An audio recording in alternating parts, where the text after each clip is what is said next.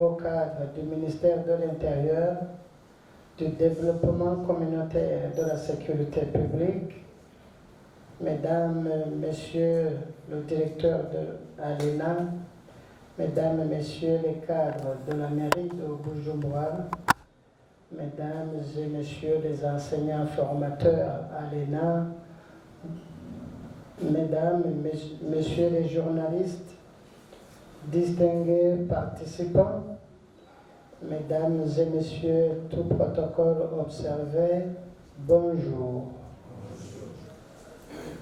Permettez-moi de commencer à remercier tout d'abord le Seigneur Dieu Tout-Puissant pour nous avoir réveillés en bonne santé, pour participer à cette formation du ministère de l'Intérieur, du Développement communautaire et de la sécurité publique.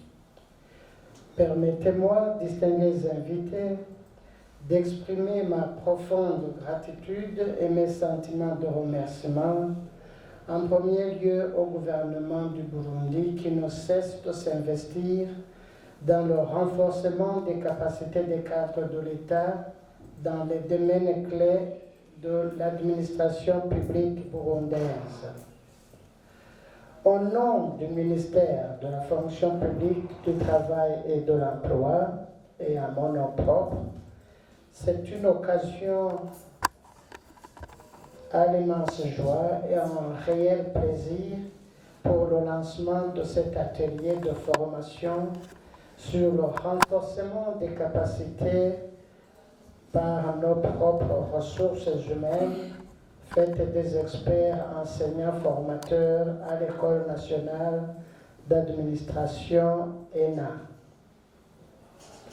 Mes sincères remerciements s'adressent également au Programme des Nations Unies pour le développement PNUD, qui soutient continuellement les missions du ministère de la fonction publique, du travail et de l'emploi, à travers son appui financier et technique aux différents projets, dont celui de l'amélioration de l'accès aux services administratifs et judiciaires au droit, PASD en sigle. Je tiens également cette occasion pour exprimer mes vifs remerciements aux hauts cadres et cadres désignés par le ministère de l'Intérieur, du Développement communautaire et de la sécurité publique pour avoir accepté de participer à ces séances de formation, de renforcement des capacités ou l'échange d'expériences entre les enseignants formateurs et vous-même contribuera sans nul doute aux avantages mutuellement bénéfiques pour toutes les parties. Enfin, le ministère de la fonction publique, du travail et de l'emploi remercie vivement la direction générale de l'ENA pour le leadership et le courage de toujours mettre en avant les missions lui assignées de renforcement des capacités des cadres, des institutions burundaises en particulier, via les résultats des recherches de ces enseignants formateurs, ce qui se traduit par la préparation des modules répondant aux attentes des bénéficiaires selon les missions de leurs institutions d'origine. Mesdames, Messieurs, distingués invités, la vision du PND Burundi 2018-2027 est, je cite, une nation solidaire, démocratique et prospère à travers une transformation structurelle de l'économie nationale pour la mettre sur une nouvelle trajectoire de forte croissance en réduisant profondément les inégalités sociales et la pauvreté rurale tant bien qu'urbaine.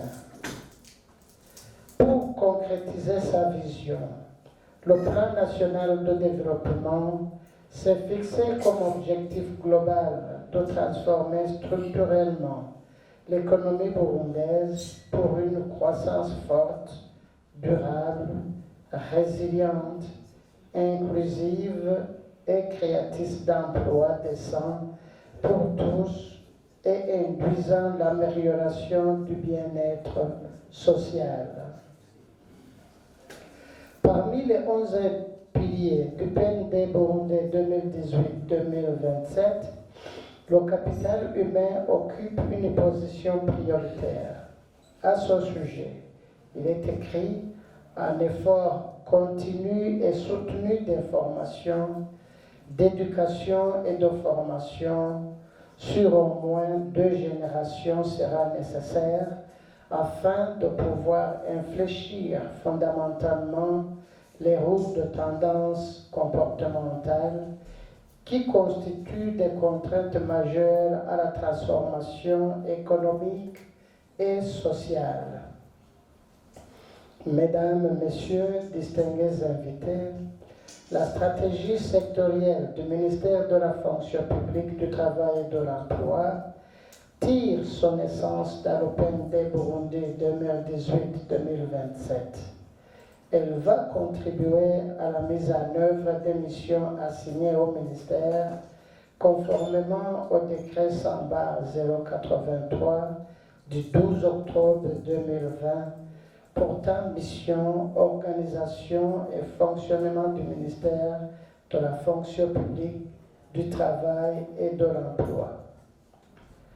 Au niveau de la stratégie sectorielle du ministère, les domaines d'intervention se traduisent en programmes qui répondent aux différents défis persistants constatés.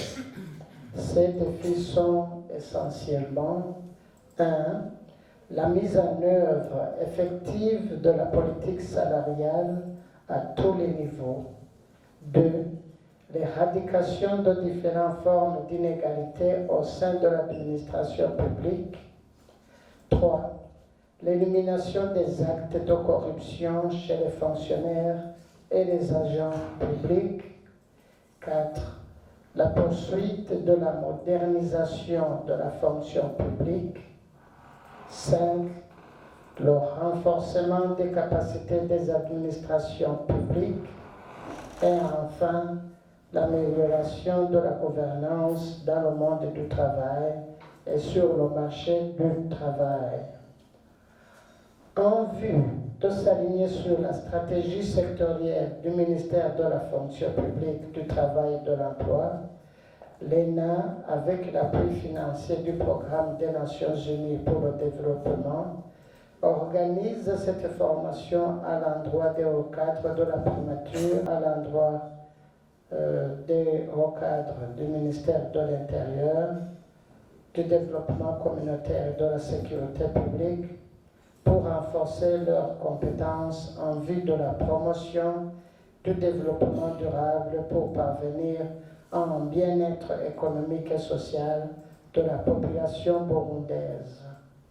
En effet, le décret 100/151 du 11 juin 2021 portant organisation et fonctionnement de l'ENA, en son article 22, précise que l'ENA mettra en place un programme d'orientation destiné à aider les nouveaux responsables nommés par le décret à se familiariser avec les responsabilités de leadership et de management et les procédures de délégation des tâches.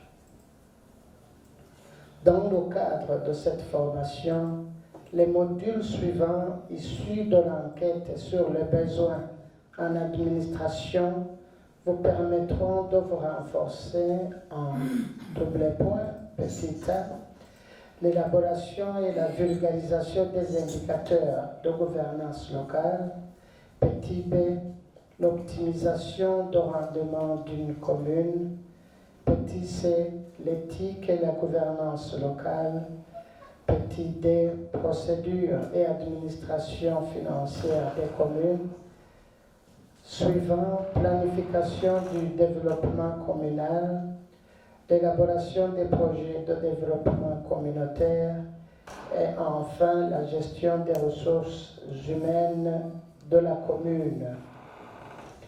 Pour terminer, j'encourage la direction de l'ENA d'aller toujours de l'avant dans l'organisation de la formation continue afin de contribuer davantage à la qualité des prestations des cadres et agents de l'administration publique dans divers domaines de l'administration publique. C'est sur ces mots que je déclare ouvert l'atelier de formation organisé par l'École normale d'administration et je vous en